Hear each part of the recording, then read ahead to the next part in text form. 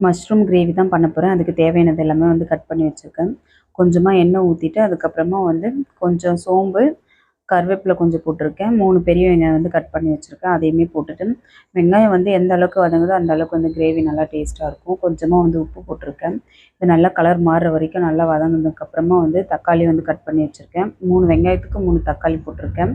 வேணும்னா 1 கம்மி கூட பண்ணிக்கலாம். நான் 3 தக்காளி போட்டிருக்கேன். அப்புறம் 2 ஸ்பூன் வந்து இஞ்சி பூண்டு பேஸ்ட் போட்டிருக்கேன். தக்காளி வெங்காயம்லாம் நல்லா குழஞ்சதுக்கப்புறமா வந்து மஷ்ரூம் வந்து இந்த மாதிரி வந்து ஸ்லைஸாக வந்து கட் பண்ணால் சாப்பிடும்போது நல்லாயிருக்கும். எல்லாமே வந்து நல்லா வதக்கி விட்டதுக்கப்புறமா வந்து மூடி போட்டு மூடி வச்சுருக்கேன். ஒரு 5 நிமிஷம் கழித்து வந்து அதில் இருக்கிற தண்ணிலாம் விட்டுரும். மஷ்ரூமில் இருக்கிற தண்ணிலாம் விட்டதுக்கப்புறம் வந்து தனி மிளகாத்தூள், தனியாத்தூள், கரம் மசாலா தூள் எல்லாமே போட்டுட்டு நல்லா தண்ணி எந்த அளவுக்கு வேணுமோ அந்த அளவுக்கு அட்ஜஸ்ட் பண்ணிக்கலாம். கொதிச்சதுக்கப்புறம் இறக்குற டைமில் வந்து கஸ்தூரி மேத்தி கொஞ்சம் போட்டால் டேஸ்ட்டு நல்லாயிருக்கும். எல்லாமே வந்து கொஞ்சம் கெட்டியாயிடுச்சு. அதுக்கப்புறம் நானுமே ஆஃப் பண்ணிட்டேன். பூரி வந்து ரெடி பண்ணியிருக்கேன்.